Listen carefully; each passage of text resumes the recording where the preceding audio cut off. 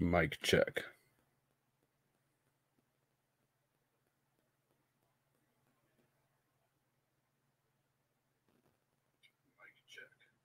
All right. My picture looks shitty.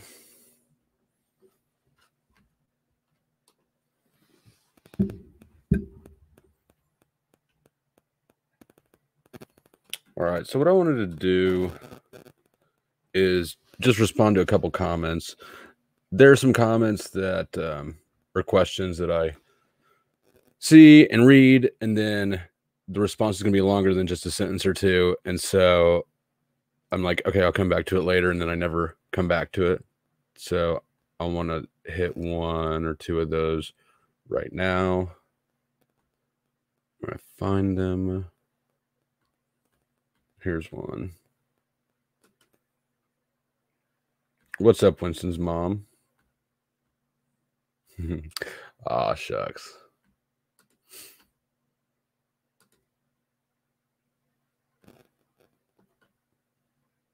I can always count on you to be up at the weird hours of the night.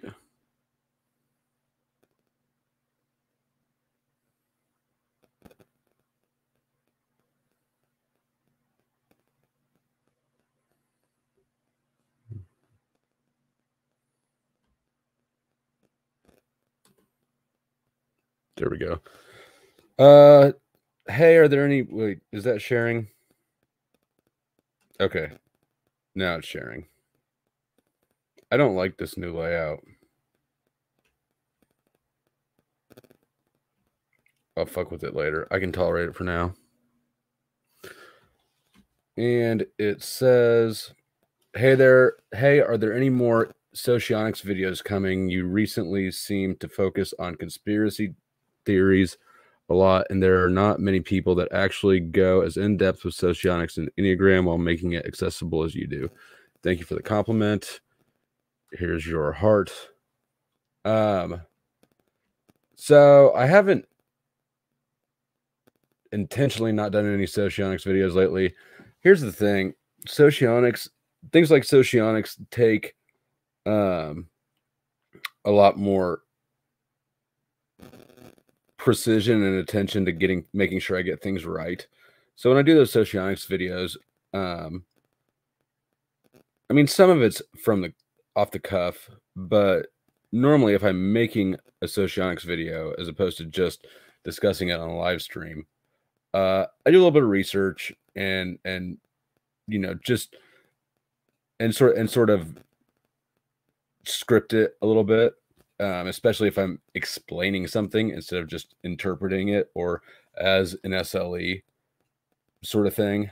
They just take more time and attention because I want to make sure I'm not, you know, spewing bullshit. So that's really why I haven't done any socionics videos lately, because they just take more time. Whereas I'm sorry. I'm trying not to say these words because the way the algorithm works, as far as what it suppresses and what it promotes, is it turns everything I say into a transcript and looks for keywords. And CTs is definitely one of them. So that stuff, yeah, you're accurate. I mean, that's an accurate observation. I have been focusing more on that stuff, except that's not the right thing to call them. I call them current events. But those are easier to make. I just observe something and report on it and give my 2 cents. So that is my response here. I definitely intend to make more socionics videos. I just haven't had the free headspace and time lately. But if there's a specific topic within socionics that somebody wants a video on, please leave a comment and let me know what it is. Otherwise, I will resume making them when I resume making them.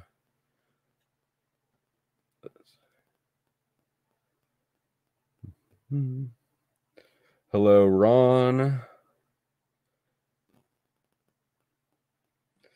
Someone has to keep an eye on me. Bounty Hunter, hello. Look at all you night owls. Well, Ron says, let's see. I can stop sharing that. So I assume that you guys can see Ron's question now, even though I can't see that you can see it on my screen anymore. Will Damon ever come back to doing socionics stuff with me? I don't know. I haven't. It's been a minute since I talked to him, and normally when we talk anymore, especially, it's been about economics, because I don't know if but I'm an ex-banker and I've got an econ degree. He works in the precious metals industry, and it's and the economy is an interesting thing right now. So I should invite him. I'll invite him tomorrow. How about that? I know that he goes to bed early. He doesn't do any sort of late. He doesn't do stuff late in the evenings much, which is when I tend to do all my stuff. So that kind of screws me up.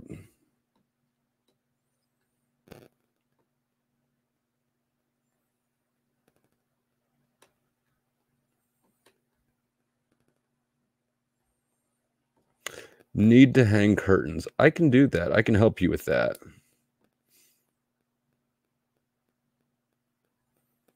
The key is to not get those shitty little tinfoil curtain rods. The super thin metal ones that bend real easy. It's two pieces and you slide them together and then they hook on the little bracket on the wall. Don't get those, or else every time you go to open your curtains, you're just going to pull them all down.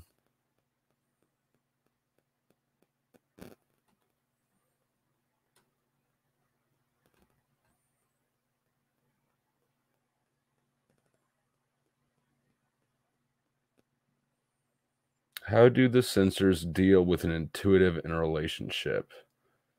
From my own perspective, what confuses or puzzles me most about us? What could that you could change? So my quick answer is going to be you should not change yourself, because you should not change yourself to try to become what you think somebody else wants you to become.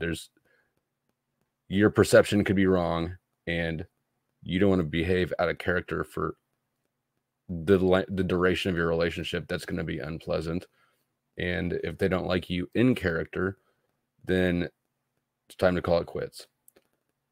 If you want a longer answer than that, the first part of the question, copy and paste it in the comments, not in the live chat. And so then I'll be reminded to look at it later.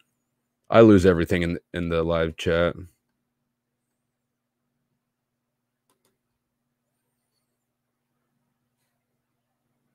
I saw I think it was a Tim Pool stream where he had Alex Jones, the guy from wearechange.org, Joe Rogan. Like, I saw that one. That was a few weeks ago, I think. I have not seen one where Tim's on Alex Jones, but I follow both of them some. I wouldn't say I'm a devoted fan to either, but I do pay attention to both of them. Tim more than Alex, because Alex is banned on YouTube and Tim is kind of promoted by it. But what side of the aisle do you think Pool sits on? I think that Tim is. I think right now he'd be more conservative, but considered that way. But that's only because our liberals are so absolutely batshit crazy right now. I think that traditionally, in normal times, he's more on the left for sure. Just the left just wandered off the edge of the pancake earth. But also, I don't particularly like the left-right paradigm. It's not a useful dichotomy. It's a manufactured one. Boba Fett thinks pool is center right, and right now I'd have to agree. That is the right answer. I think it's just it shouldn't be.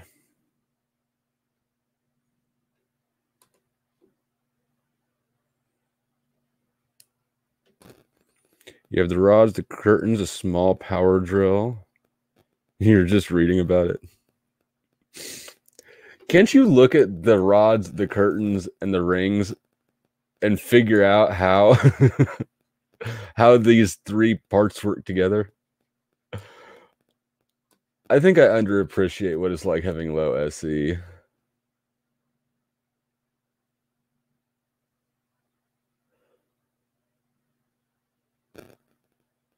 I think that you can do it.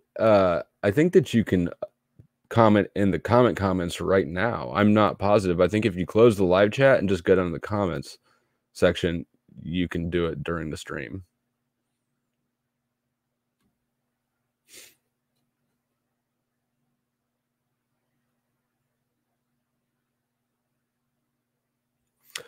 I don't know who. I know who Sticks Hexen Hammer 666 is, and I do like him. He's got good shit. I'd imagine the others are good too. You should copy and paste that one in the comments too, so I remember to check them out.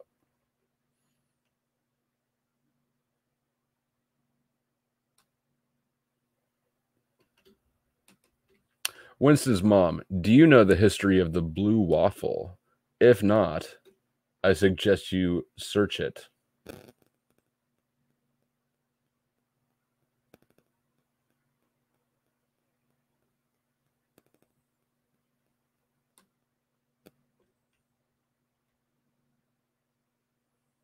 Some stuff about blue lotuses.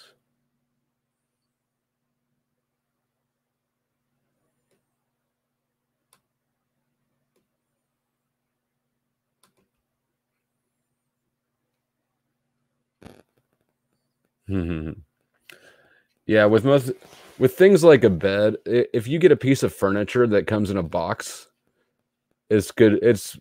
It's a good decision to read the instructions first, because otherwise you end up getting one thing fucked up. Like you put the wrong screw in the wrong place, and then it throws the whole thing off. So I do that if like I get something from IKEA, which is rare. But anymore, like God, I think everything in this that I've gotten recently, I've either gotten off Facebook Marketplace, which is like a dangerous place to go because there's so much shit on there for cheap as hell. I end up with stuff we don't need all the time. Got an extra bed. If anybody needs an extra queen size bed in the Kansas City area, holler at your boy.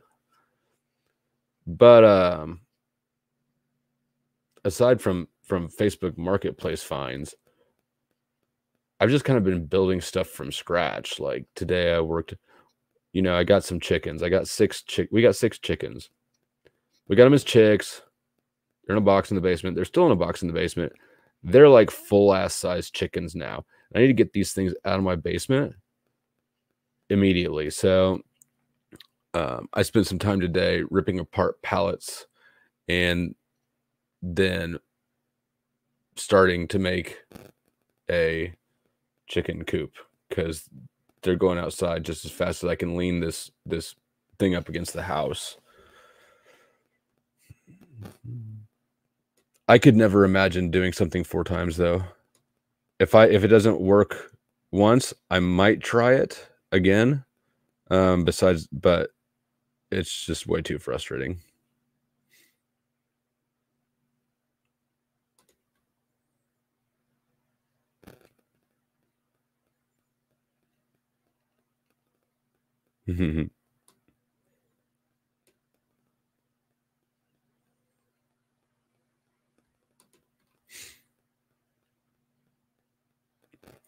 Don't let the C word stop you from doing anything.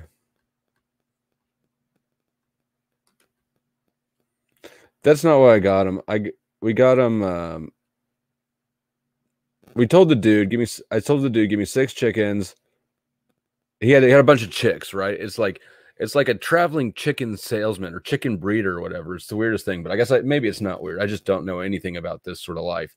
But I saw somewhere. I knew I wanted different laying eggs, and I was looking on Craigslist in the farm section, and there's a posting for this, and he said on this Saturday we're going to be here and here and here at these times. So he's traveling around to different farm stores in the area. So I went to the closest one when he was there.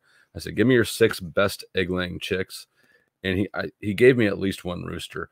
I'm pretty sure the other one's a rooster, or that there's 2 roosters in it. But so no, I got him to lay eggs. I don't have any idea. I think I'll probably want to keep a rooster because I hear they're good for predators and stuff. And they make calmer chickens, and calmer chickens lay more eggs. But if I don't, maybe I'll eat the rooster. I don't know. I'll have to see if Katie wants to kill it.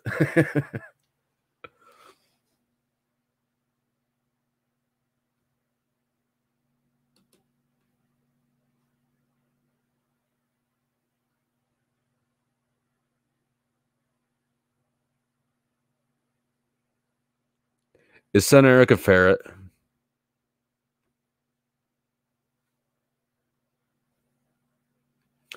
But what I'm saying is there's nothing to worry about. There hasn't been anything to worry about at all the whole time, except for the solution that they're proposing to it. But the problem that everybody's talking about, not a real problem.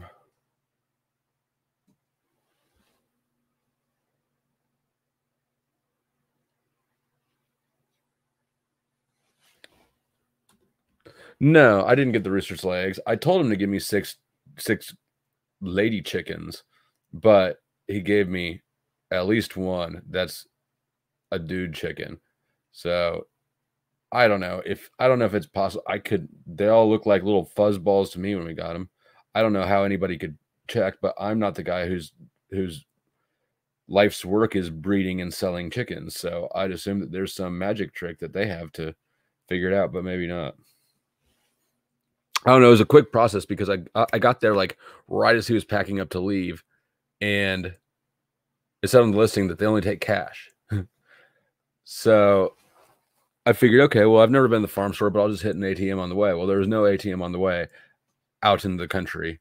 So when I got there, like, hey, we want to buy some chickens. I need an ATM. And he was like, hurry up. So I just left Katie there. I was like, Katie, choose out the chickens. I'm going to go to the ATM. So when I got back, that dude was gone, actually. And he'd gotten paid. The guy who owns the store that was hosting him had paid for the chicks. So I just paid him back. So yeah, I have no idea the process of how he decided on these chickens.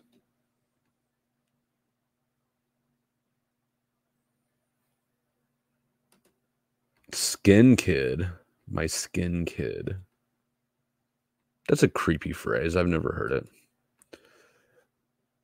Yeah, I don't think they're going to be free range. We got a lot of you can hear the coyotes at night. I mean, not close, but you can hear. They're close enough to hear. You can hear coyotes, and I know there's raccoons that come around looking for cat food. They'll be gone quickly.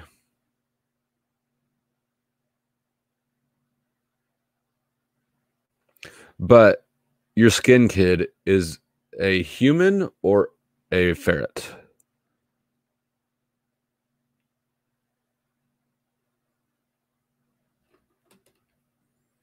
You and Katie should watch the Lucy episode where she and Ethel decide to raise chickens. Fred says the chicks need to stay warm, so Lucy and Ethel let them loose in the living room. Hell no. I don't know what that show is. I don't really watch things. So that probably won't happen. But I am, as far as chickens staying warm, so what I'm doing is, I'm going to build like an A-frame sort of thing. But for now, for the rest of the winter, I'm just going to build one side of it. And I'm going to lean it up against the house.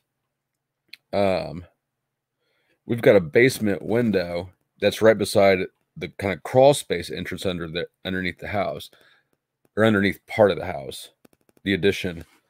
So there's two like openings that right beside each other that let hot air out and cold air in. You know, it's the weak insulation point in that part of the house. So I'm going to cover those with half a chicken coop, and that will allow some heat transfer both ways. It will prevent hot heat from leaving, and it will give heat to the chickens that are out there in winter. So that's my plan. It's also on a good side of the house that's sort of concealed from, the road or anybody who wants to drive around and be like, did they have a permit for that? Which doesn't really happen here, and I don't intend it. I don't think I would have any issues putting it anywhere, but it's also made out of pallets and scrap wood. It's not going to be the best looking little shack.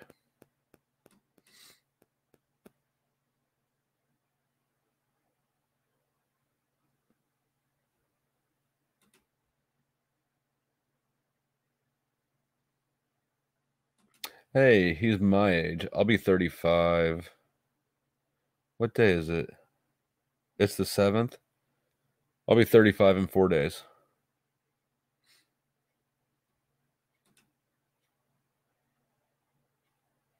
She likes them. They're not babies so much anymore, but she does like them.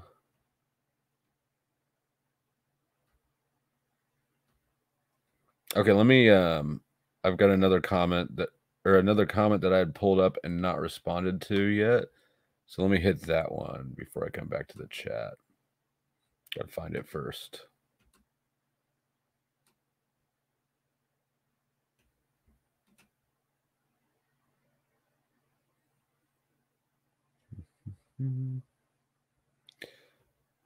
Share the screen.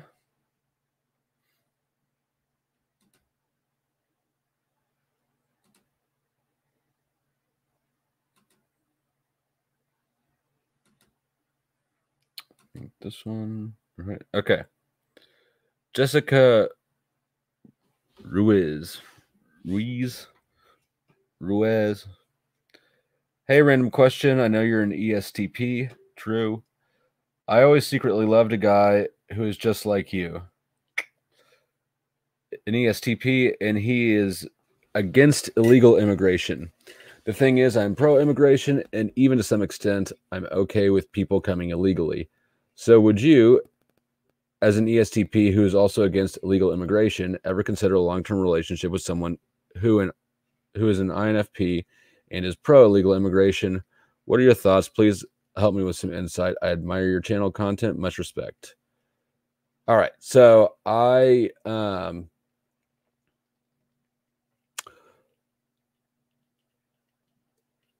view on immigration is very much nuanced, and I'll explain it in a second. I don't consider myself against immigration.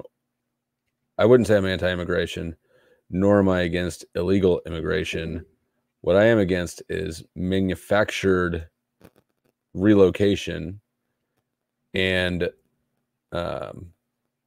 incentivized caravan relocation, and just basically the entire way that our immigration situation is being managed. It's being managed in a way that tricks people from all over especially right now. People from all over the world are being tricked into traveling from country to country to country and joining these huge caravans to come to America because Joe Biden's promised them all these things, which is insane.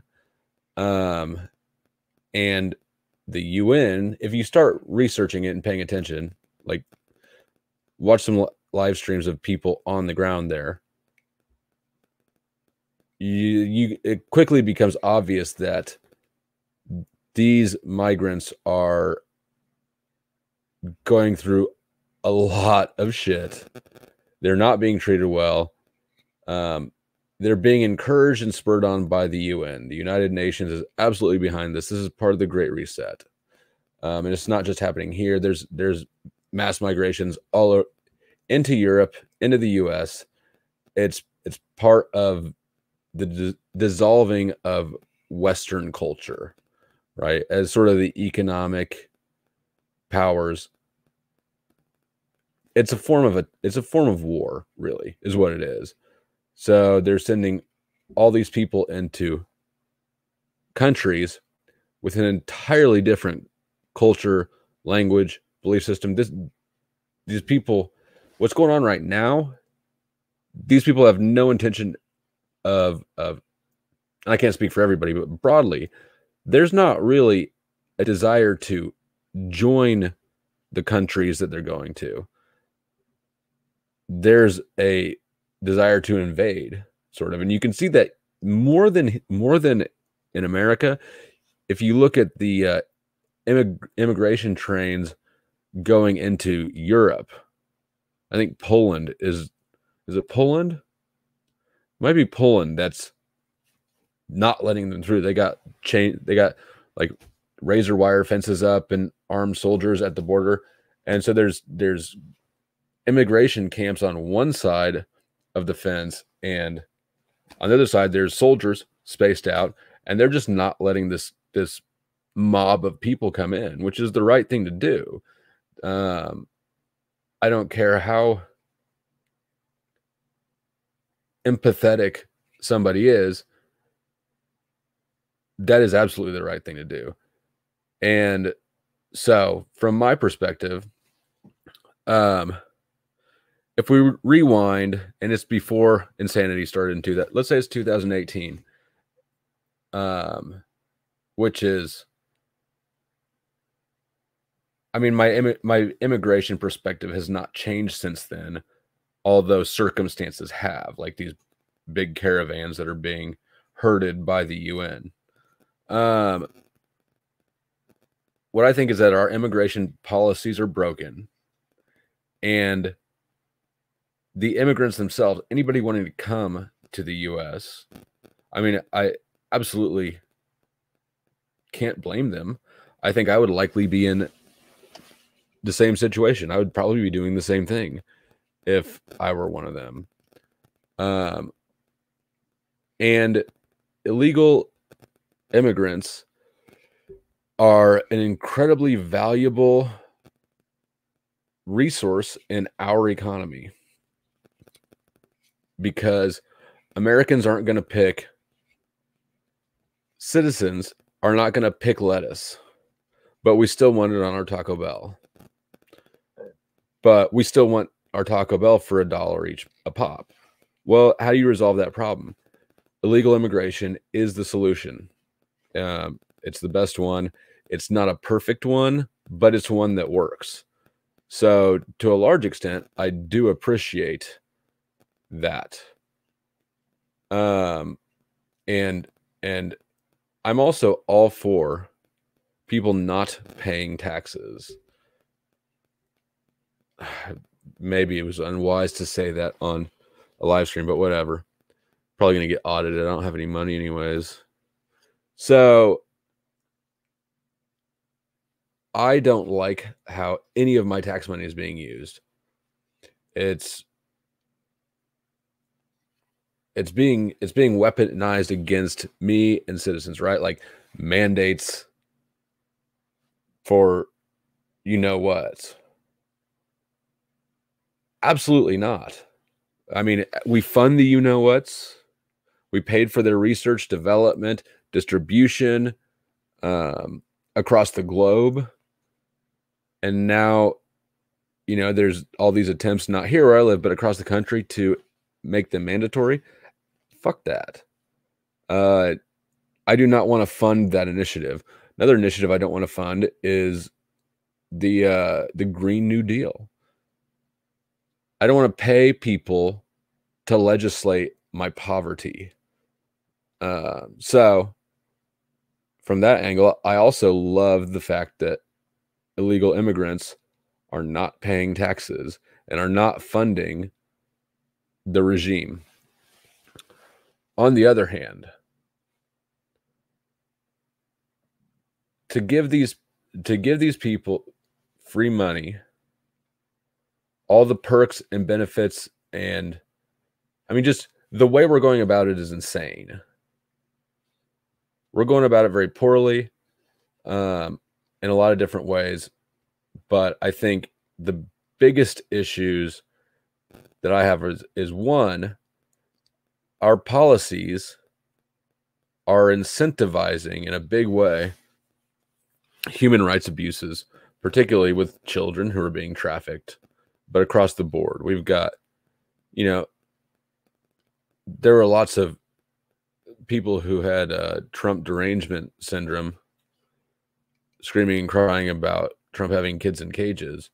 He didn't have, and actually the pictures from those, the articles, if I remember, were from Obama's term, but he didn't have near a fraction of the people in cage. You want to talk about people in cages? We got them now. We've had them for a long time. People seem to have forgotten about them.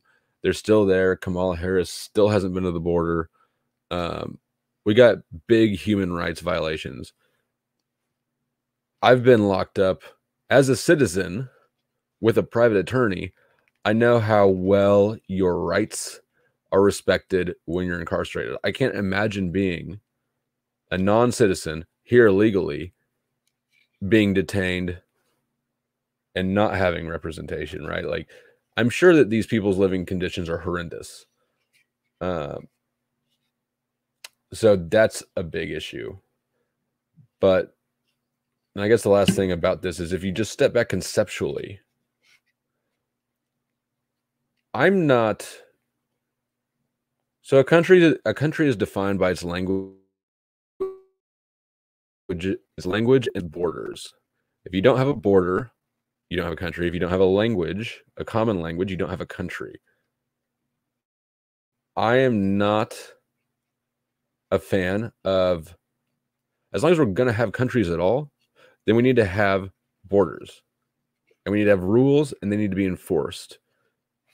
Not have rules and then have them absolutely selectively enforced. Selective enforcement of laws is not law. It's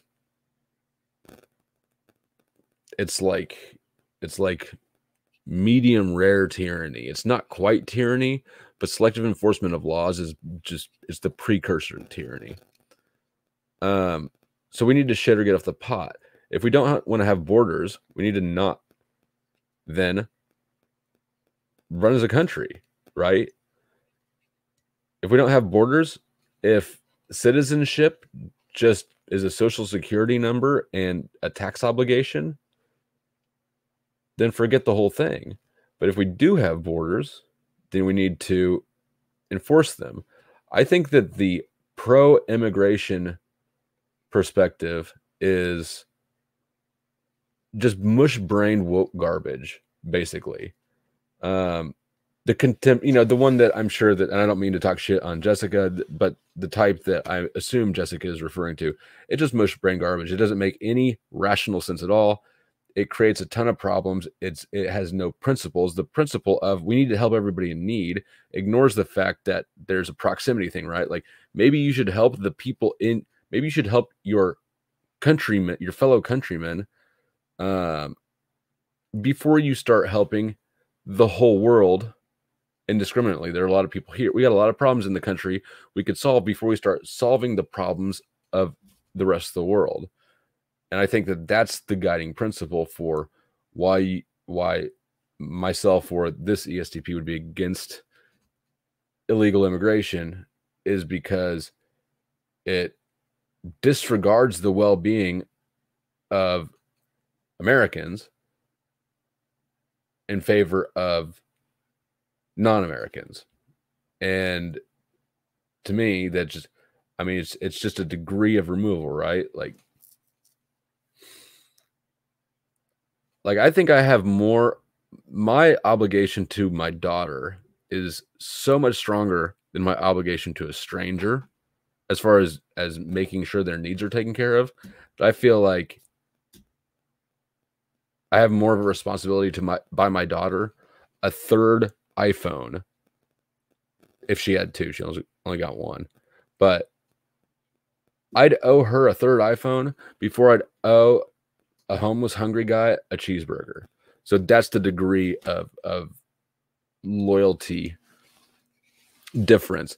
I think that when you just want to let anybody be imported who wants to be imported or who doesn't, when you just open shit up like that and ignore the consequences of, say, the communities they go to or whatever, ignore all the other consequences, you're dismissing your obligation to the stranger who you have more of a responsibility for looking out for their well-being.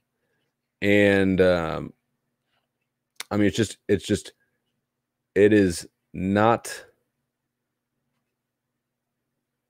it's a douchey thing. It's not your problem, right? You don't expect any of the illegal immigrants to come to your house and steal something. You just get the selfish, the feel good. You get to feel like a good person for supporting these poor people, but you don't actually have to think about the consequences any further from that. You don't have to deal with any of it. Just let them in. I'll feel good supporting it. Everybody else, it's everybody else's problem from there. So I don't support that mindset at all. I'm not surprised that you have it given your type. I think that it's probably a consistent perspective across all INFPs. Probably all NFs have this perspective. And that's absolutely it absolutely will not prevent a relationship at all, I don't think. Something to remember about ESTPs is that we're FI polar. We don't take our beliefs or anybody else's as reflective on their character or as too personal, you know. I've been wrong. I've been wrong. You've been wrong. We expect it for everybody. So you can have a stupid belief like this one. I assume if assuming that your pro legal immigration perspective is as I've been describing and what I think it is, it's a stupid belief you have. It's not the end of the world. It's, when I say that you have a stupid belief, it's not a character judgment. I'm not saying you're a bad person, or there would be any incompatibility there at all. I'm just saying, like, you got a stupid belief. It's like, it's on par with saying, you know, you're wearing stupid shoes. It's just not that big a deal. So yeah, that absolutely would not get in the way of a relationship. I wouldn't think. I think that the bigger risk would be I mean, how many of these stupid beliefs do you have? You can completely disagree on something and it's not the end of the world unless you start disagreeing on everything. At some point it gets to be a lot. So there's my rambly response to that. And with that, I'm going to stop sharing. I need to smoke a cigarette. Can you guys chat amongst yourself for a few? Thanks. I appreciate it. I'll smoke it really fast.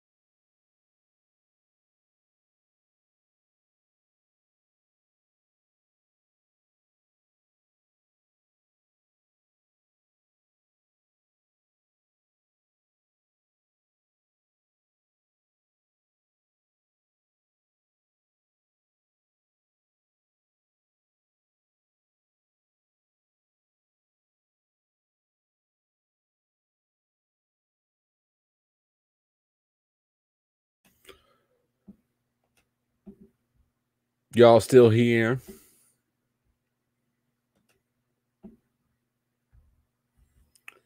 All right.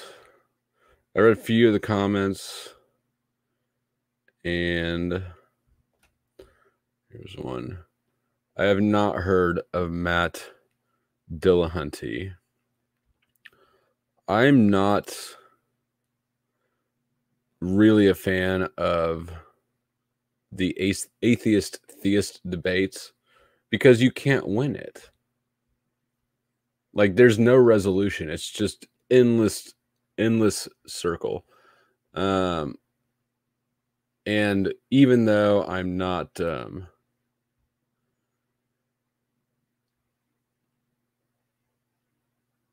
big fan of most of the Christian perspectives, I've been surprised to find I'm generally even less of a fan of atheist perspectives. Anybody who's, in what I've noticed in my limited experiences, people who self-identify and then engage the world as an atheist tend to have,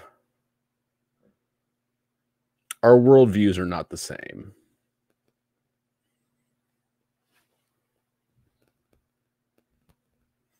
Their religion tends to be government.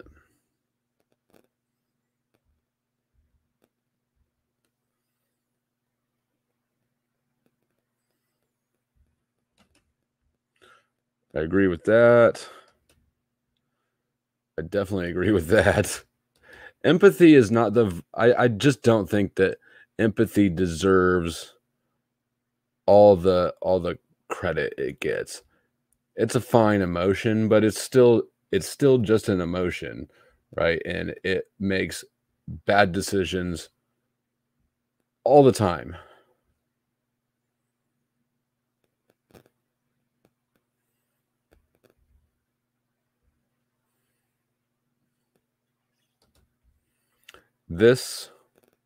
Yeah, right now the virtue that people need is not more empathy. The virtue people need now is to grow some fucking balls. That's what's lacking.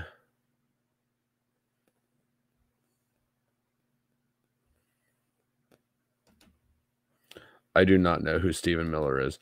So the problem with immigration policies in general, or any sort of issue that the government needs to fix, is that it won't ever get fixed because it's too useful as a wedge topic to divide and conquer people, or as an industry in and of itself. There are massive industries built up around all of our biggest problems. You think that any of the the cancer associations have any desire to find a cure for cancer? Absolutely not. That's huge money. Huge industry. They'd all be out of jobs. You think the DEA wants to end drugs? No.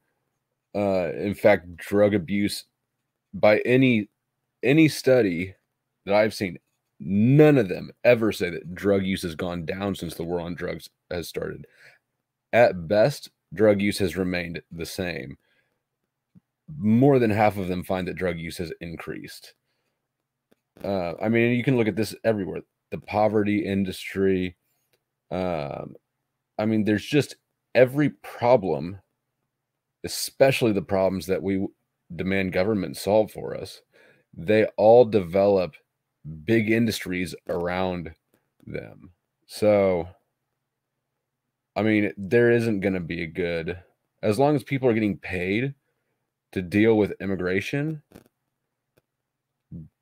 they have a conflict of interest. Their financial incentive has them causing more problems with immigration, especially if you understand how government budgets are allocated. At the end of the year, people try to use up all their budget money and then a little bit more, so that when they're doing this next year's budget, you can ask for an increase and go, look, we need it. If you don't use up all the money that you're budgeted for a given year, next year you're going to get less money, and nobody wants to get less money. So the nature of governments and bureaucracies and things like this are. It's a constant growth model. They just never end until they collapse. It's probably why you have civilizations collapsing every so often, as ours is in the beginning middle stages of right now. So yeah, I mean, I don't know who that is, but I think that it's the person in the office is neither here nor there, because the system is structured in such a way that people are incentivized not to solve the problems that they're hired to solve. They're hired to solve these problems, but they're paid to make them worse.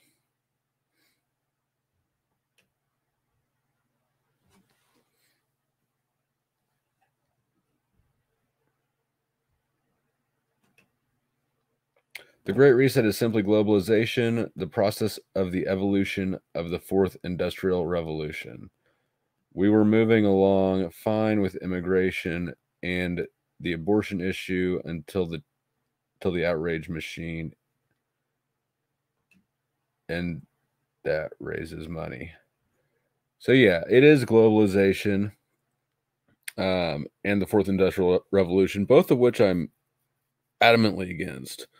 Globalization doesn't work. It can. It's not ideal. Centralized. It's too much territory. It's too much variance. Right. The more centralized any sort of authority or decision making entity gets, the more centralized it gets, the more distanced and ill-suited it is for great swaths of its constituents. Small localized decision making, or entire complete freedom, imagine that, is really the way to go. There's no reason that somebody in Washington, D.C. should be telling me how to live or what to do. They don't know my life. They have no idea. And after the one time I've been to Washington, D.C., I realized that,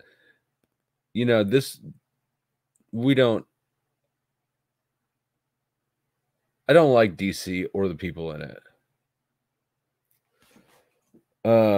Also, it's not even a U.S. city. It's not even part of the United States. Neither is London part of Great Britain. Neither is Rome part of Italy.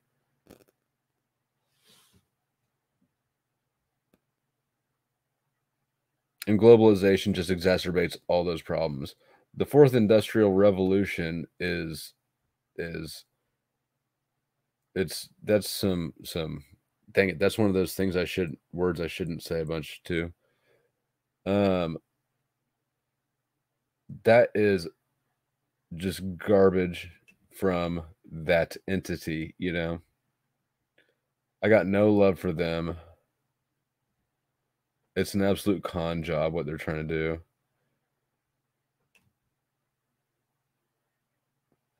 That thing is that thing, which after they do that thing, once all small businesses around the world have been wiped out. Yeah, that is exactly what they're doing. It's wiping out small and medium businesses.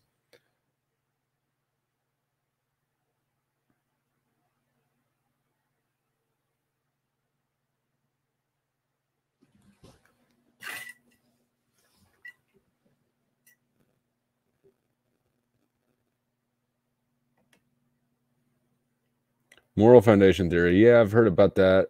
I'm familiar with the concept. I haven't read the book, even though it has been recommended to me several times. Here's the thing about the difference, though,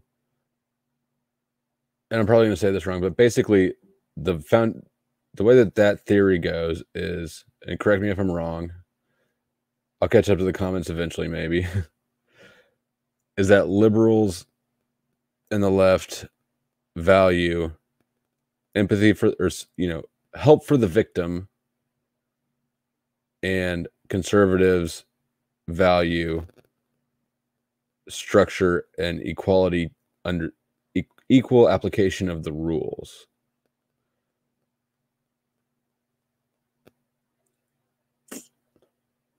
You know, I don't know if I'm saying, if I even know this theory well enough to explain that right. But basically, my problem with this is when I'm opposed to something, when I'm opposed to how we interact with the rules, because I'm not an external rule-based person at all. I don't value rules. I don't respect the law. I don't, you know, I don't value or believe in one human having authority over to dictate what another human should or shouldn't do. I think it's all coercion at its core, and it is. The only reason anybody pays taxes, for instance, is because if you don't, you go to jail and they take all your shit. It's not because you want to pay over a third of your income for potholy roads and wars overseas that you don't want and all this nonsense. It's pure coercion. We just package it as something else. The rules that I do think need to be adhered to are systems, right? It's more of an engineering thing than a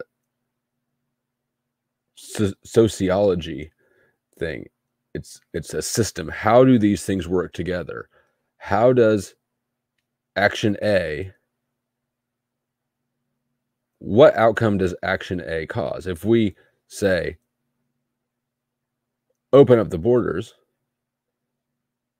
what are the results? Well, the result that anybody who's for it only wants to focus on is the people coming across get a good outcome. Theoretically, I'd point out. They don't want to talk about the negative outcomes or the unintended consequences. Like, there are consequences on people who, besides just the immigrant, this affects other people. They don't want to talk about those other people. So my objection to liberal nonsense is that as a system, it doesn't work. It causes a lot of problems. You can't tax yourself into prosperity. You can't inflate yourself into prosperity. You can't multiculture your way to unity. It's just, they're systematically broken concepts.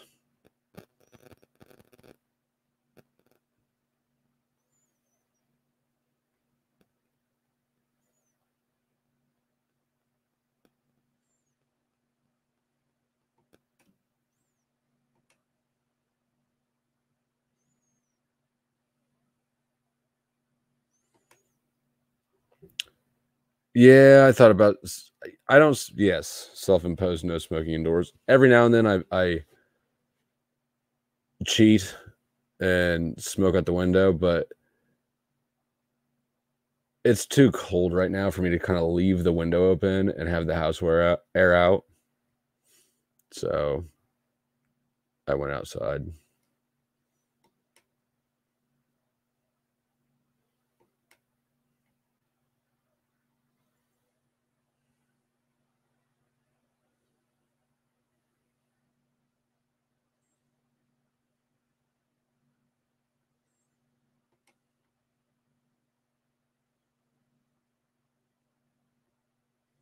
Yeah, it did. It was surprising to me because I actually still dabble a tiny bit in the atheist community on YouTube. I guess there's really just one channel I watch anymore. But for a little while there, I tripped into it, right? I wasn't seeking it out. I was just looking for a live stream one night, and I don't know. I searched like nothing, and then hit on the live stream filter see what live streams were on one night, and the top one that came up was an atheist one. So I went in and ended up talking with that dude and went on his channel a handful of times. But for a while there, I was sort of involved in the YouTube atheist community, and I was surprised to find that people who pride themselves on being rational and logical, and not in a cult, are in fact absolutely a cult.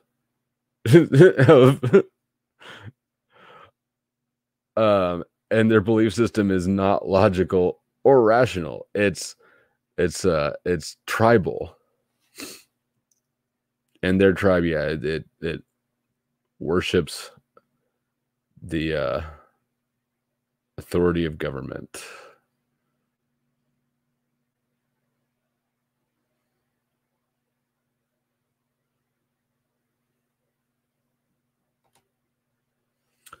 This is a good observation. As an IEI who is very kind as a child, empathy means nothing when you don't have strength or boundaries. Empathy is only virtuous when you wield it with strength and discipline. I worry for my generation who completely gives the latter in favor of the former. I could not have said it better. 100,000% agree.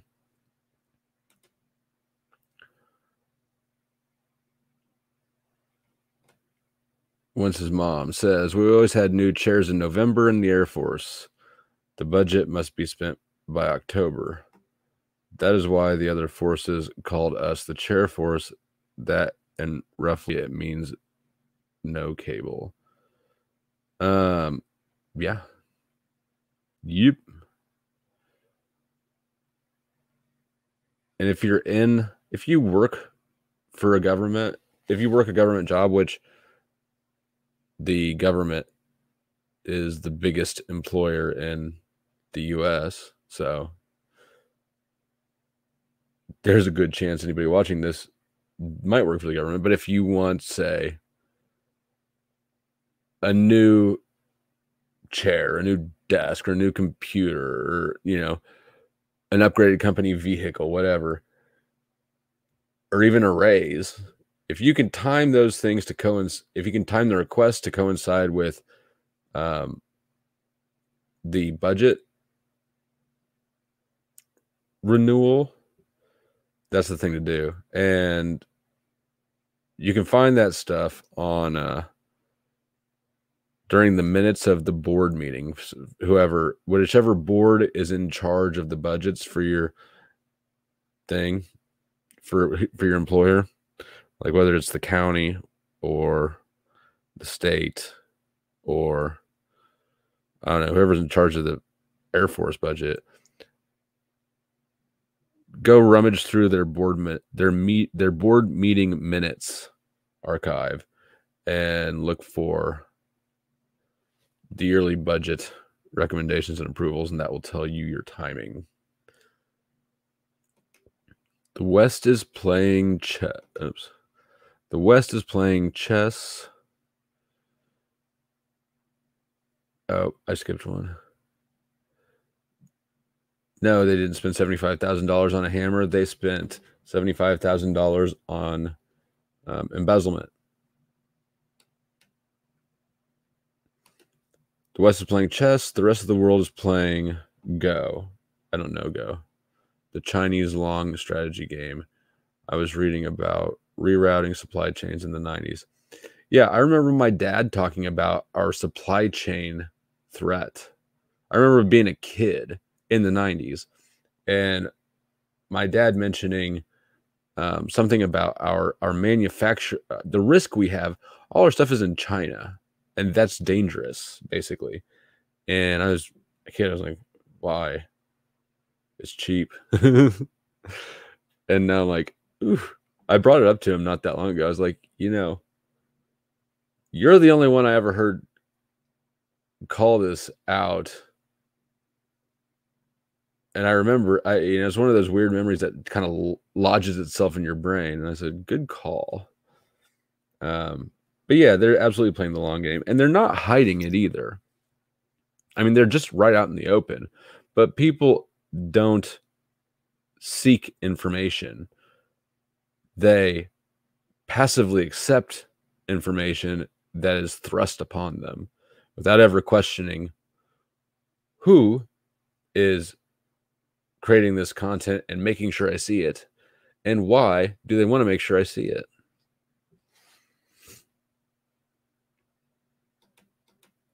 The middle manager jobs are gone. Robots will make the majority of the drudge work away.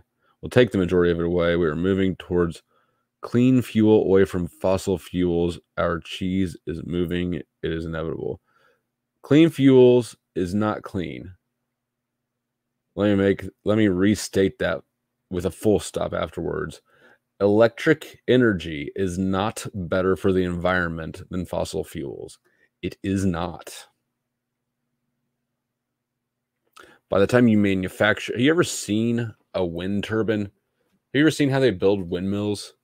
Like, a single blade is massive. It takes the longest semi-truck you've ever seen to pull this thing. And you've got to have the spotter trucks in front and behind.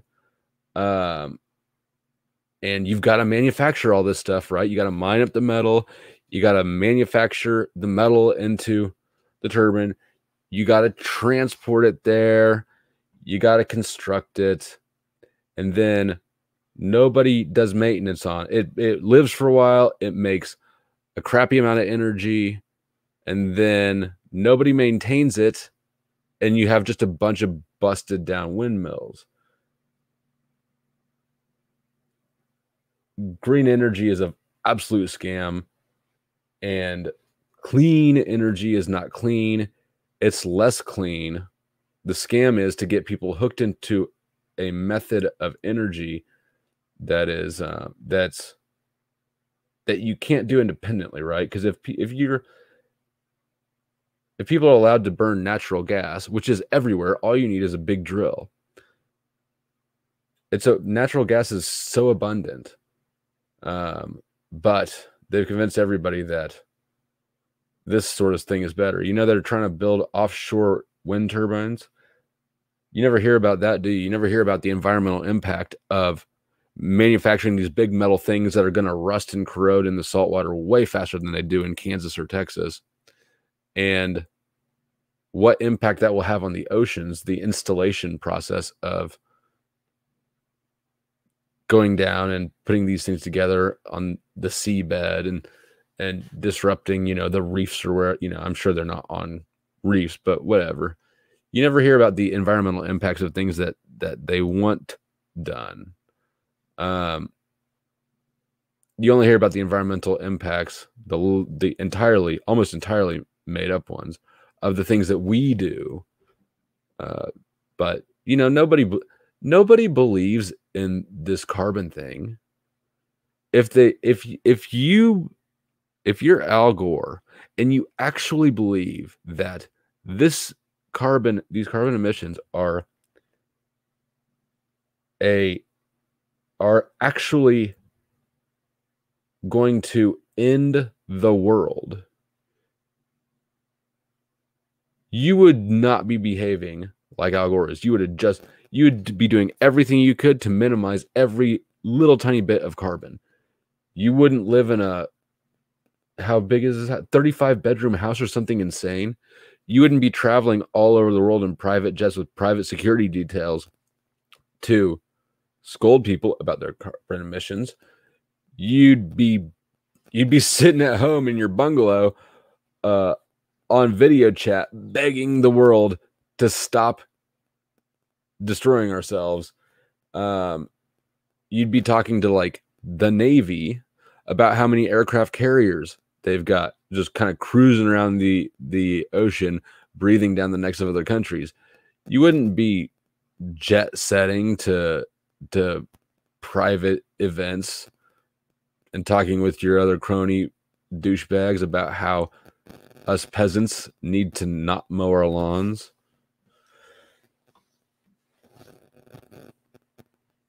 Most jobs in America are now service-related jobs, and the K economy is dividing the country. What do you mean K economy? Let me look this up.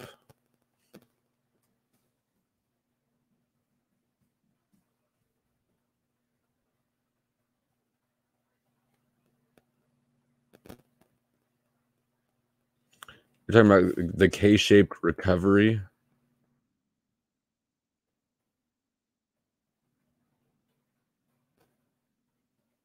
This is when a professional worker in select industries bounce back quickly and experience the equivalent of the coveted. Okay. Oh, that makes sense. So you've got a V-shaped recovery for some industries, and then you've got not recovery for others. That makes sense. Okay. Yeah, the K-shaped recovery is the problem, but I mean, demolishing those jobs. So I'm not a fan of keeping industries around or jobs around that are that are not necessary in order to keep jobs. If that were the case, I don't remember who said it. Was it Milton? Somebody said about construction in China, because this dude went to China and he saw that they had a bunch of workers using shovels instead of like machinery to dig a foundation or something. And he commented on it, and the Chinese official who was showing him around said, well, the good thing is it employs more people. And his response was, well, then why don't you take away the shovels and give them spoons? Right. And it illustrates the problem with that mindset. So I'm not at all for keeping around jobs for humans that humans no longer need to do. But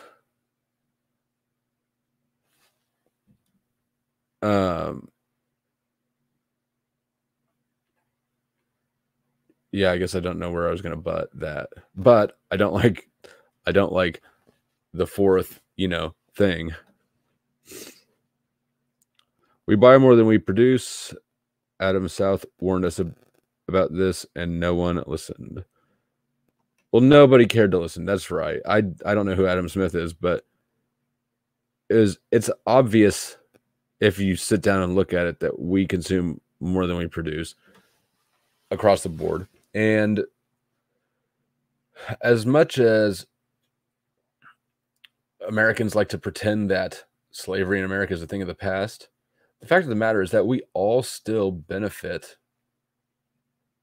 We're all still derivative slave owners.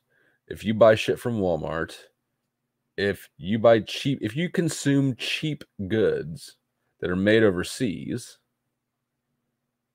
I got news for you. You're benefiting from, more likely than not, you're benefiting from slave labor. You're part of the economic machine of slavery. So, I mean, people need to figure out how they're going to deal with that reality. And this is all part of the same thing about our overconsumption. People need to figure out people need to be honest with themselves, right? Do we want to keep living at the same standards where we do consume more than we produce? And, just make the decision to live with the fact that we support slave labor. Do we want to do that, or do we want to live up to the virtues that we claim we have and not buy goods produced by child labor or slave labor and greatly reduce our standard of living? But people aren't honest with themselves about that decision, basically, is what it is. And it's being made for us. I don't appreciate anybody making my decisions for me. I'll make that decision for myself. I do. There are certain companies or products that I try to avoid for those reasons. But you know what? I shop at Walmart. We all shop at Walmart. I buy cheap stuff. We all buy cheap stuff. And it is what it is, you know? But I'm not lying to myself, acting like I'm not lying to myself about it. I'm under no delusions. I think that people need to stop lying to themselves. If you want to be a good person in this regard, then you have to be a good person before you can demand that everybody else be a good person under the threat of law or external pressure. Moral foundation theory argues that there are 5 basic moralities: harm, care, right, fairness, reciprocity, in-group, loyalty, authority, respect, purity, sanctity, right? Yeah, so harm and care for the victim or prevent the harm. I assume prevention would be the other side of that, how you attend to that. Is it fair or, yeah, I'm not familiar enough with it to get into the details any more than that. Hate likens moral foundation theory to an audio equalizer, with each culture adjusting the sliders differently. Okay, fair enough. I agree with that. I think that is correct.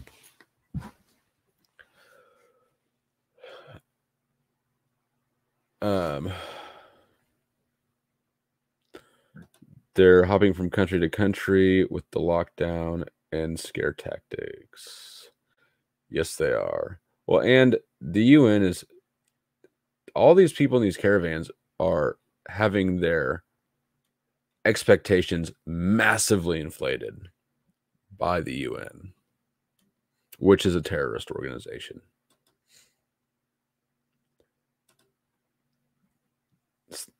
The C's have a high disgust factor trigger that does not happen with the L's.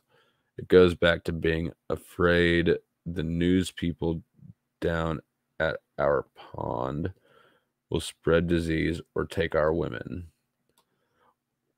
Well, those are all reasonable primal concerns. I won't share drinks with anybody. Not that that's really relevant to the point, but it's just a personal quirk. I will not share a drink with anybody. I wouldn't share a drink with my ex-wife. I won't share a drink with Katie. I will not share drinks because I cannot get the thought out of my head that I'm drinking somebody else's backwash, and it's disgusting.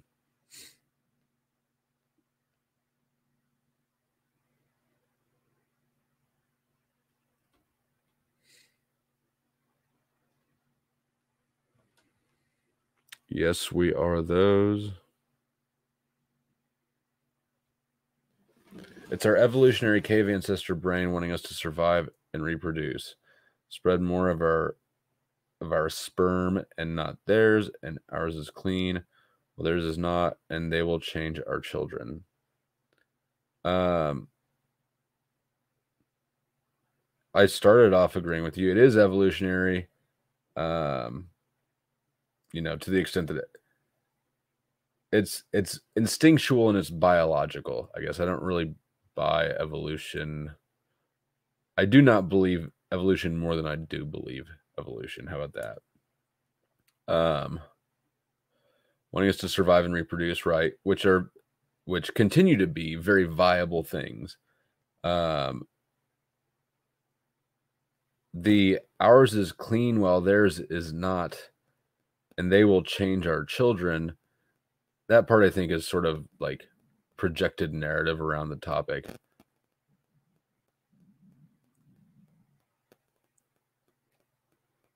I don't know. But even today, those concerns are still just as valid as they were. Yes, we do want to reproduce and continue the species, which we're doing a terrible job at, by the way. And as far as Western, people, Western first world white people countries, doing a terrible job.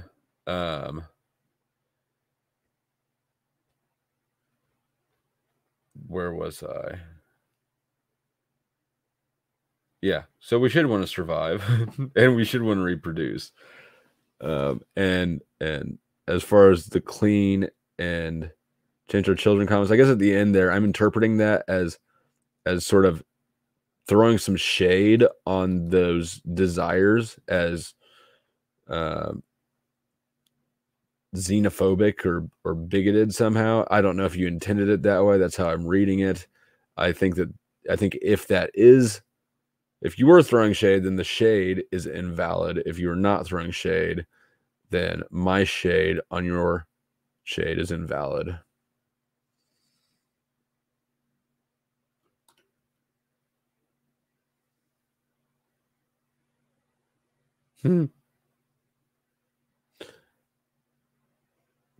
Are rat siblings always the same color? I guess I just assumed that they're like cats or whatever, like where you can have a litter that are a whole mix of colors.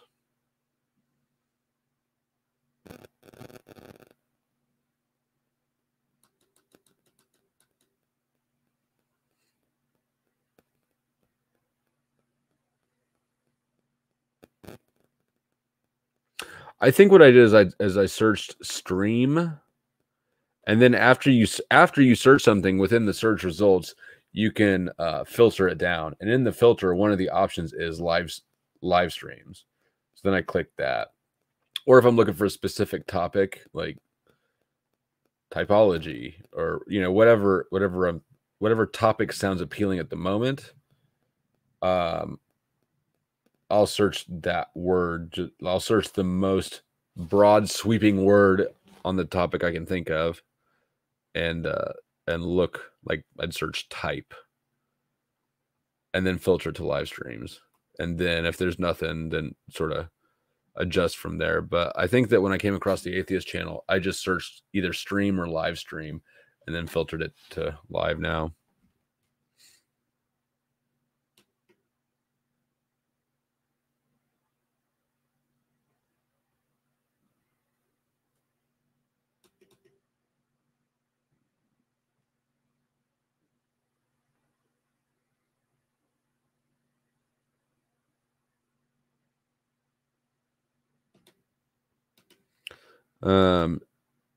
More people work for state and local than federal.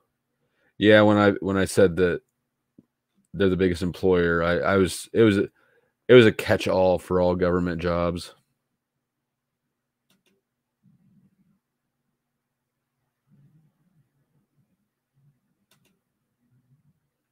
Internal combustion forever.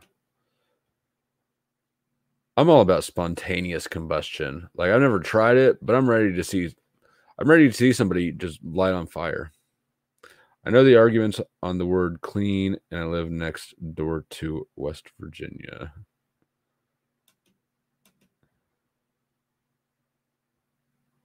This is correct. Well, okay. But they do have to do with weather manipulation, which is being billed as sea change. So, and who knows through that. So we may, if we are having an impact on the climate on a macro scale or a permanent scale, I would think it's from weather manipulation programs, much more than it is, burning too much natural gas or fossil fuels, which is a misleading word anyways, because if I remember correctly, fossil fuels aren't actually made out of fossils at all. That it's a mineral, and like pretty darn abundant minerals too. what was it? Oil is like the second most abundant liquid on Earth after water. I mean, there's quite a lot of fossil fuel resources, is my understanding of the reality of the situation. A lot of them are underneath our feet right now. We could be producing our own fuel, but since we're looking out for the environment, we will consume the same amount. We're just going to ship it over from around the world. We're going to let them dig up their part of the world and then burn even more fossil fuels to bring it to us. It's absurd. We're going to grow corn. We're going to take food and turn some of that into fuel, but we're going to have to use a bunch of fuel to grow it and harvest it and then convert it, and then it'll gunk up your engine. So we're going to have to spend more fuel replacing all these cars quicker. I mean, it's just everything about the environment is the environmental movement. My understanding is that it at one time started out legitimate. It's so been hijacked now by con men. I need to eat some food. I'm hungry. And I grew up with the Bush oil fortune. There's a corrupt family if I ever saw one. Bunch of Satanists. Most of those families are guiding and shaping our direction now, but they got lost among the Tea Party evangelicals. What do you mean they got lost? Like they're camouflaging themselves? Like they're still getting things and they're camouflaging themselves, or like they lost power because they got distracted?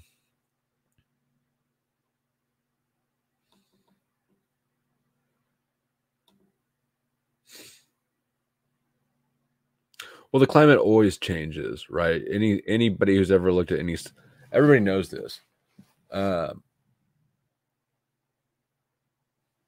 Weather comes and goes. The climate changes. If the climate was not changing, that would be a change. So the fact that the climate is changing is a signal of everything operating normally.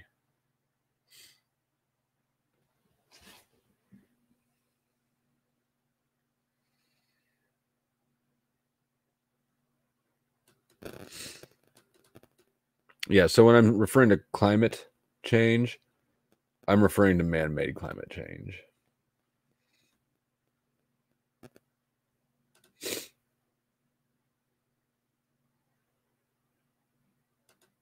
And that one is what is a scam.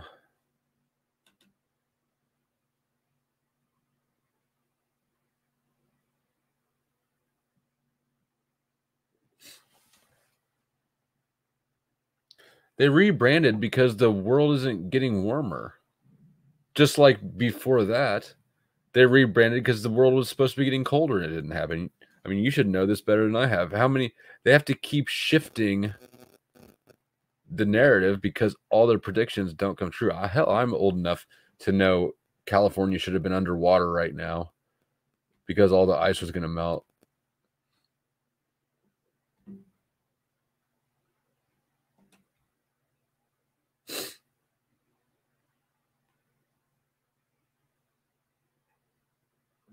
Yeah. Ooh, I gotta catch up.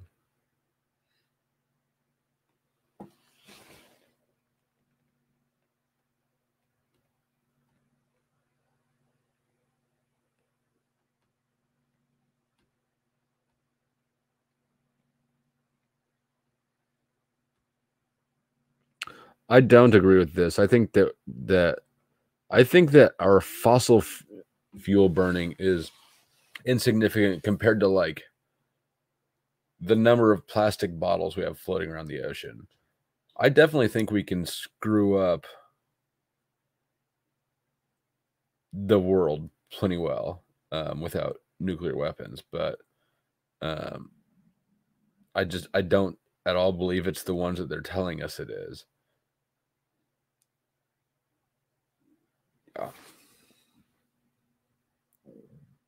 I mean, I am more concerned about all the radio, and I'm not even just talking about the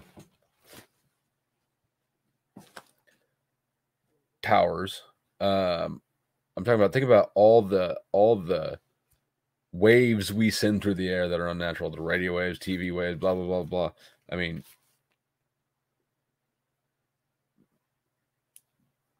do you know whether that's good or not for you? If you go down the rabbit hole and start looking at what cell phones, like, these things are freaking not good for you. I don't carry mine in my pocket almost ever anymore, and if I do, I put it on airplane mode. It just microwaves your nuts.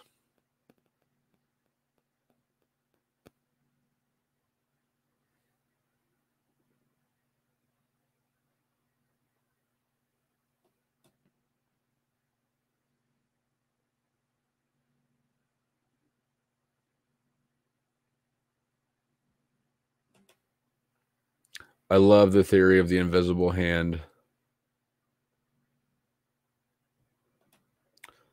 Smith argues that individuals looking out for themselves rather than government ends up doing a better job deciding what people should produce. Smith argued against mercantilism and was a major proponent of laissez-faire economic policies.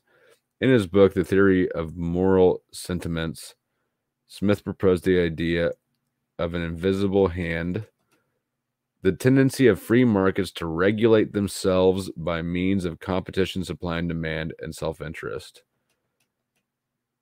Adam Smith is called the father of economics for his work in The Wealth of Nations, which he published in 1776. Yeah, and it's absolutely right. It makes so much sense, right? Because if we're trying to maximize well-being for everybody in an economy, who is better situated to accurately identify the needs of any given individual? Nobody's better than that individual. A society or a nation or any group is just a lot of individuals. So when you put the decision making in the place with the closest proximity, it's always going to be the closest proximity is going to have the most accurate answer. It's just that simple. Now, is it perfect? No. Is any system perfect? No. We have not figured out. Utopia doesn't exist, and if it did, I'm sure it'd be terribly boring. But free market capitalism is the best one.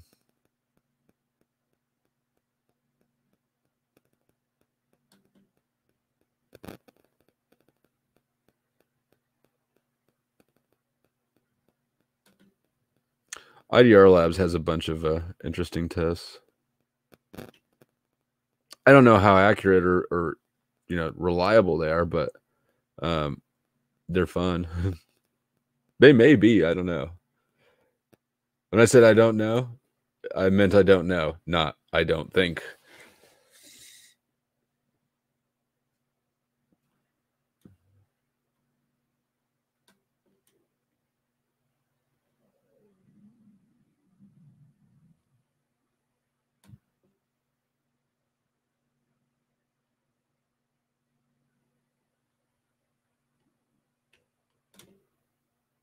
All right. Well, then, here, Winston's mom.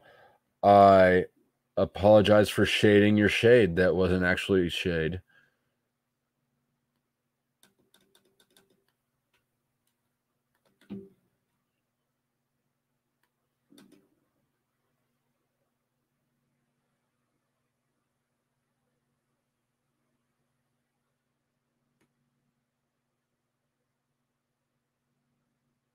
The whole purpose of change, divergence, is to give rise to maximum complexity, the manifestation of which is seen as giant robots.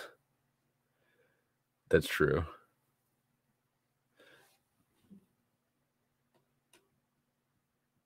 Merry Christmas.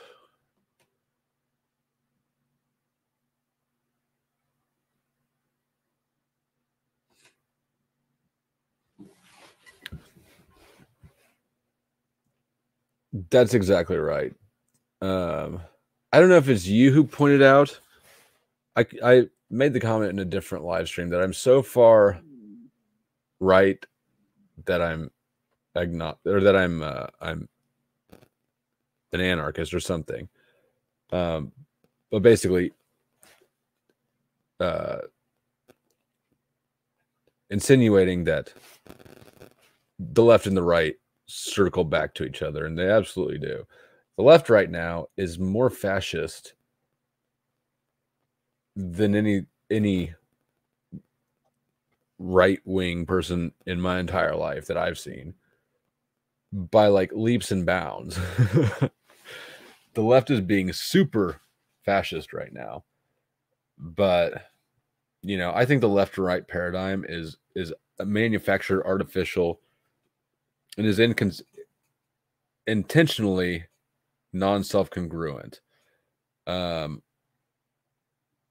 think that there's a reason that, like, for instance, on the right, you have people who are, the right is traditionally for individual liberties and also against drugs, which, and by that I mean for the criminalization of drugs. Well, those two things are incompatible. I think that it cannot be accidental. I think it has to be intentional that you have incompatible viewpoints for both the left and the right.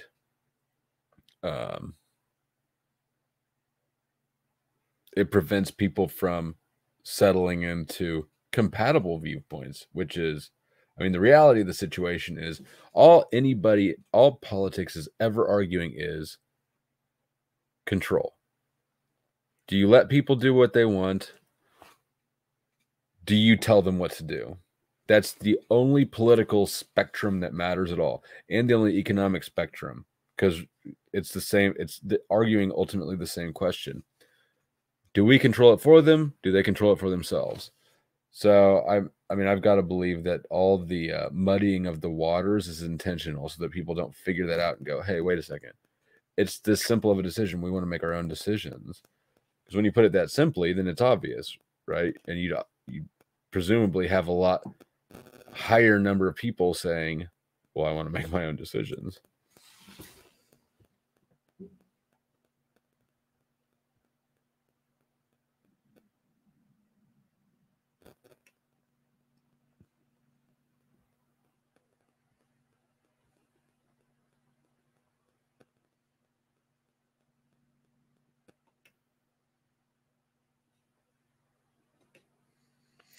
I just read an article today. China just did it to celebrate the 100th anniversary of the party there, the ruling party.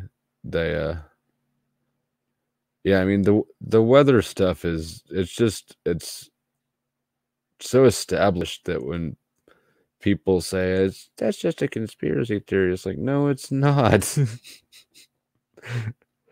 It's super not. It's been admitted to for decades. Maybe. I mean, I think that that's not true, but I'll give you that it might. No, I don't think it is Old Plants and Wood. I'm pretty sure that it's. What do we have here? JJ. What's good? What's up, JJ? Can I keep it 55th Street? Huh? Can I keep it 55th Street? 55th Street. On Hood. On Hood? Can I keep it 55th Street? You can keep it 55th Street. How you doing, player? Same shit, new day. Do you know anything about fossil fuel? Everything there is to know, honestly. Like, you start. That's good. I was hoping that you did. What's it made out of? They would like us to think dinosaurs, but that's bullshit, bro. You read the Book of John, and they tell you about Sophia and her lie that put us in this realm, and the existential crisis, and the first, like, the Tower of Babel, of course, correct? Right. Okay. Yeah. I don't know how that ties back to fossil fuels, but I do think it's interesting that the Tower of Babel, and do you know, look up the International Monetary Fund's headquarters in Basel, Switzerland. It looks just like the Tower of Babel. Yeah, Basil, that's a sauce, nigga. Basil's a sauce, nigga. I really Let's hate. talk about the Tower. Man, take me back to the Book of John. Can you keep it 50th history real quick? Okay, I'm not familiar with that expression. Does that let's keep it 55th? The Book of John is the Book. No, of let's John keep it 55th Street. The Book of John is one of the initial books of Christ. Christ-like consciousness. Have you had the experience? Have you had like the pleasure of tapping into Christ-like consciousness for even a moment, maybe? I don't know. Take me there. Take me close. If I have, I didn't know what it was. You know what I mean? Sure. That's a common experience. People that have come like close with like some psychedelic help. But see, the thing I've done psychedelics. But when you get there without psychedelics, you've been there. You know what I mean? It's not a question, because the thing about psychedelics is they'll show you stuff, but you're not so sure that you came to the Christ consciousness, right? They'll show you things. You're like, oh, maybe I was there, maybe I wasn't, because of the assistance of the chemicals. You can't be positive about it. You know what I mean? Right. Yeah, I do. So I don't think that every time I've tripped, like I've never had enough acid to really do much except for make the strip club lights blurry. But every time I've done shrooms, like it was never like a profound or meaningful experience as much as it was like, this is fun, everything's hilarious. I'd sit around and laugh at everything. Okay, so acid is cartoons, and shrooms kind of like take you into like the metaphysics of like, it's almost therapy. But like, you start hitting your girlfriend, you're on mushrooms, you're like beating the shit out of your girlfriend, and you're like, it brings you into a weird level of reality where you're like, that's present. Not how. No, all my trips were so happy. I would never hit my girlfriend. You're like, I'm present, I'm here right now, but there's like an extra metaphysical reality to like what's going on right now that I'm not tapped into. Like, she's bleeding, right? That's not fair. That's not. I have no right to be doing that to her. But because I'm on like an extra dimensional level, we both have to be dealing with this kind of paranormal dimensional relationship together. You know what I mean? Right. Yeah, I've heard that. Here's the thing. I guess I saw a lot of people having bad acid trips, like young. And that sort of always freaked me out. I never trusted something like that where you're in a different world and you can't get out of it until it's out of you. Yeah, I mean, I've had friends overdose in front of me, and they're overdosing, right? It's the thing about people overdosing. They never wake up and thank you for saving my life. You know what I mean? You're beating the shit out of them, punching them in the face, fucking them up. They wake up, half alive. They're spitting blood. Like, what'd you do to me? It's like, I saved your life, but they're spitting blood. The same thing with acid, man. You know what I mean? Yeah, I would. Have you ever done ayahuasca or a DMT? What is it? I smoked a lot of DMT. Yeah, I smoked a lot as a kid. How old are you? 40. Well, I'm 34. DMT hasn't been around that long, has it? Well, you used to be able to order it online around like 2008, 2007. Really? Mm-hmm. I think that's 5-MeO DMT. Yeah, you can order that online back in the day. Huh? Out of High Times. I would do DMT. I think that's the only drug I haven't done that I would do. Have you ever like abused anybody you care about while you're on heavy psychedelics? No, not even close. It's a really, I feel like, spiritual experience to break through like your corporeal connections to this realm. In what way? I'm serious. Well, you punch a girl that you love in the face while you're like on acid. It's like, I'm hurt. I'm hurt that I had to do this to you, but you're breaking all ties that you have with this form of reality. It's allowing you to transcend that and like communicate in a different way, extra dimensionally, if you know what I mean.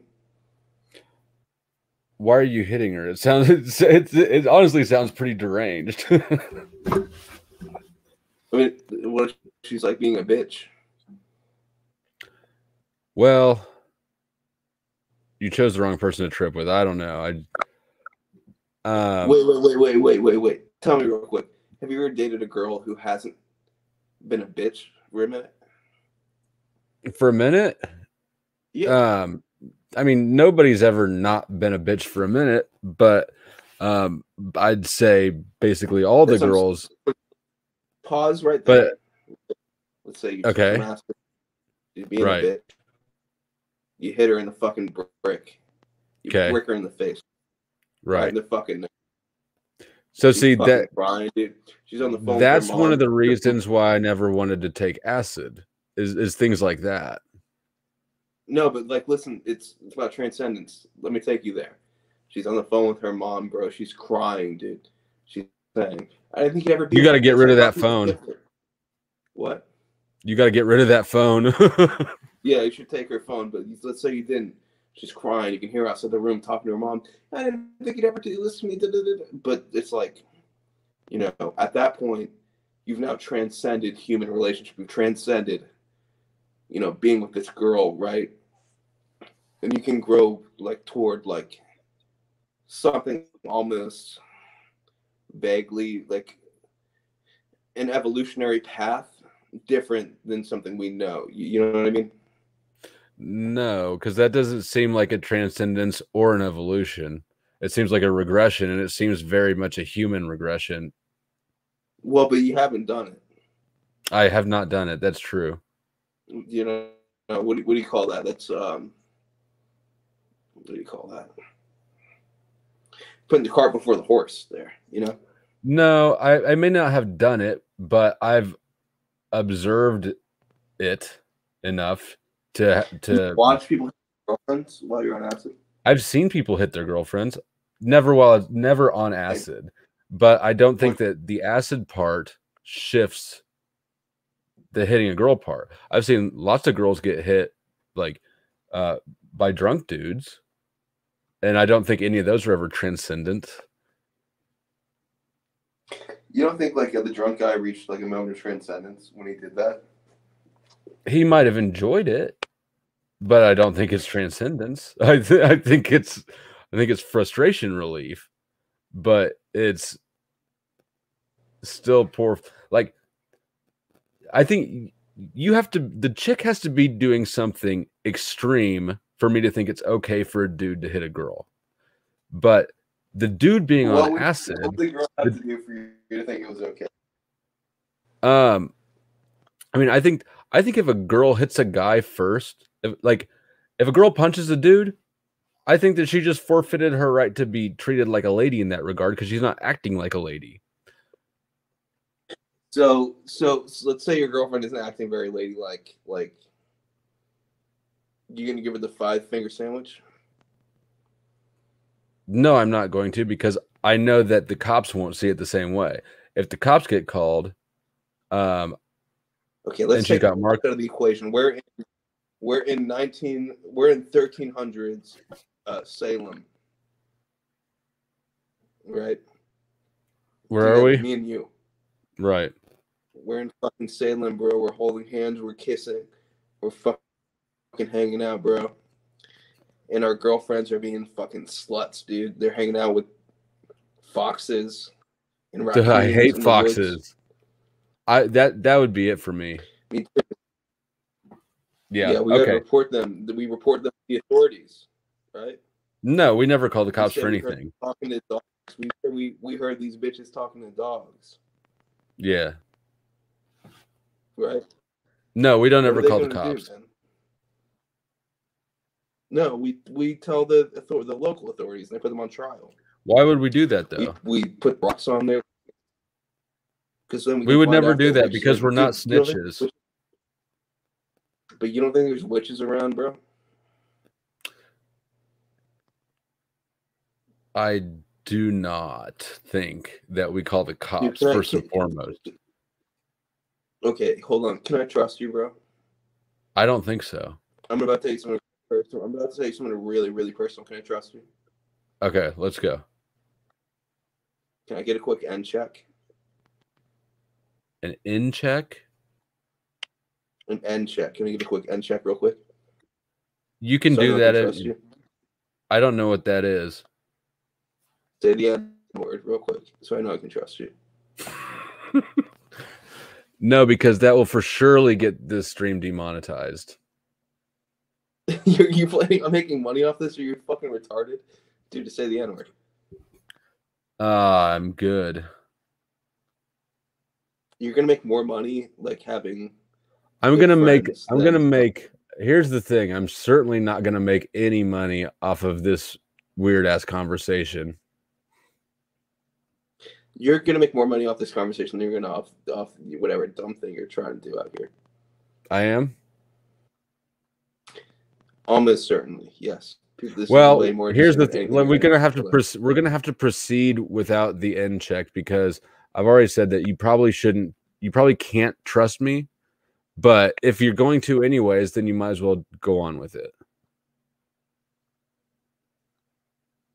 Well, then I can't. We can talk about other things, but I can't let you in on that. If I can't get the end check, I'm sorry. Well, I can't even see your face. Can I 55th Street? 55th Street, right.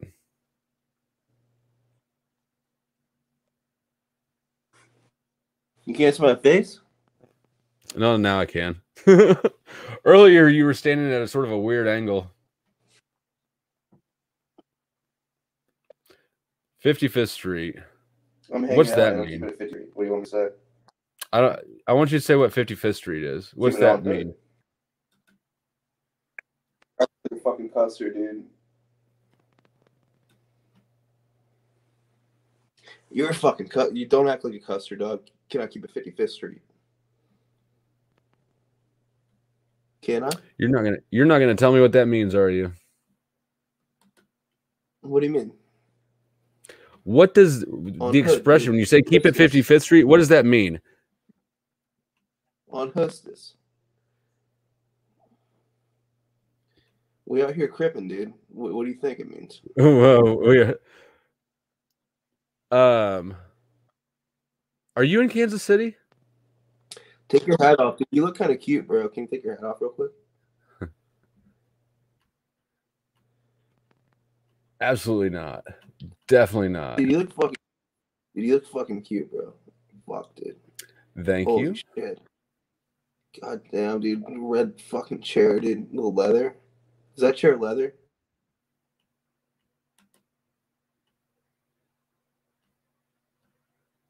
I just muted him. Clear that gay shit out real quick.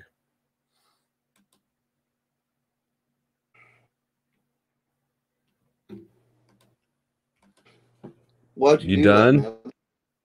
Why'd you do that? Because you were starting to transcend or something.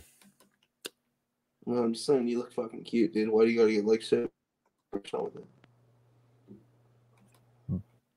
Bloop. Holy shit, there's somebody else here. Yo, what's up, nigga? How long you been there? $150. I'm gonna keep it $150 with you, bud. Now, I would hit a bitch. Yeah. When it comes down to it, I'm on acid right now. Oh yeah? 55th. Right on. Huh.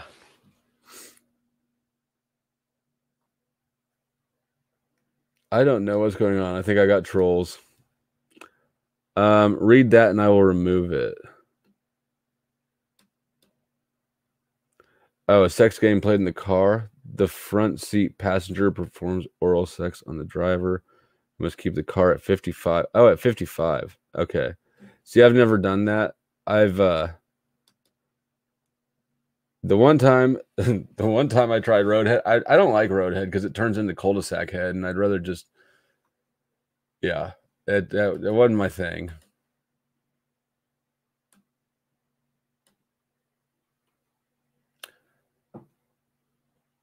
Well, that was interesting.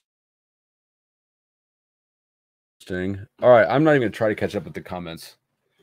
I'm gonna eat some food and go to bed.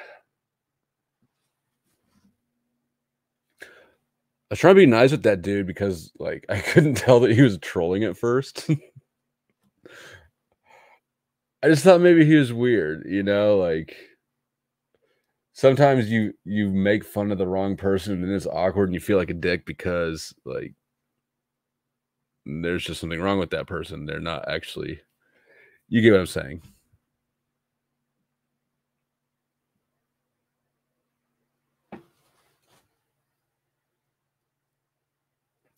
It is for the highway. Yeah, I know. That's the thing.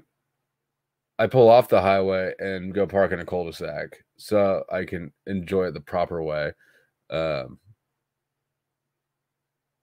trying to drive anymore. I'm done with the driving thing. I don't even care about going wherever the hell we were going.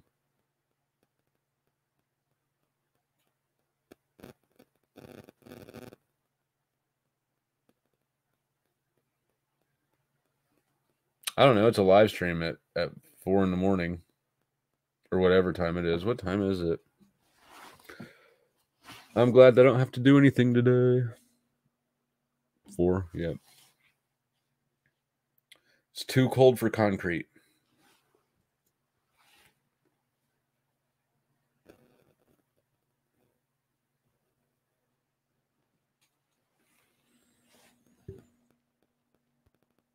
It probably came from the type community. Probably came from C.S. Joseph or something. Oh, yeah. Yeah, I put the link in the description box. Yeah, that's how he found the stream.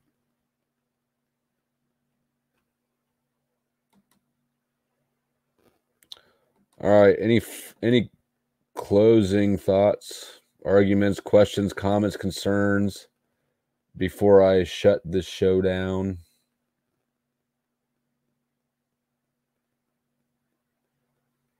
Oh, hell no. I don't know. I do not know most of the people in the type community. Like the broader type community, I think I probably recognize most of the people who have YouTube channels, but the broader type community, I absolutely don't for a second think I'd recognize or have heard of them.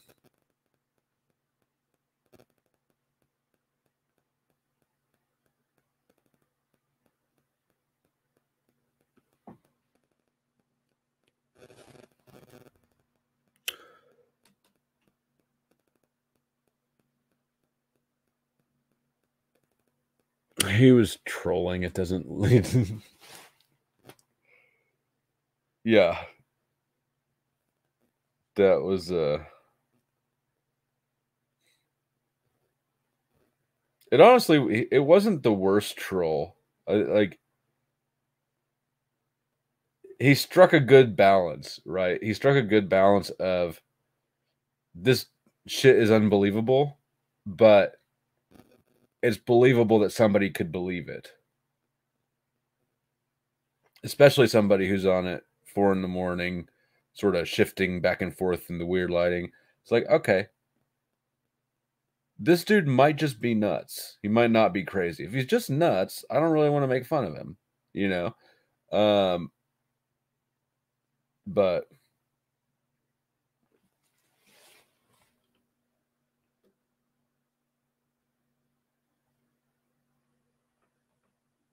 yeah, especially when you're tripping. You know, and tripping is not really the thing where you're likely to start getting into domestic violence either. That would be the booze, the uppers.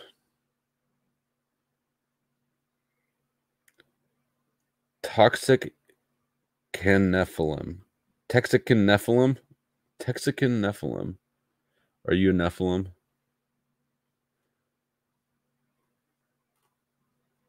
I'm just about to shut it down, but your name's interesting.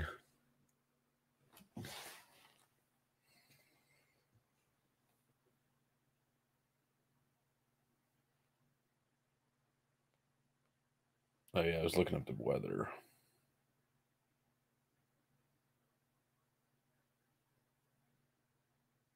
Yep, too cold.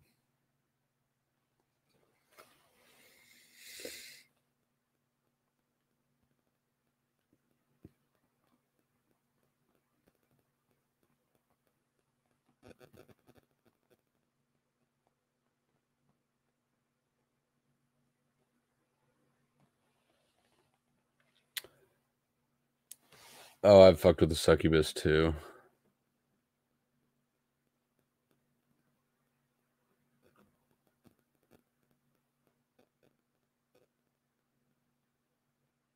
Cold is good. It's okay.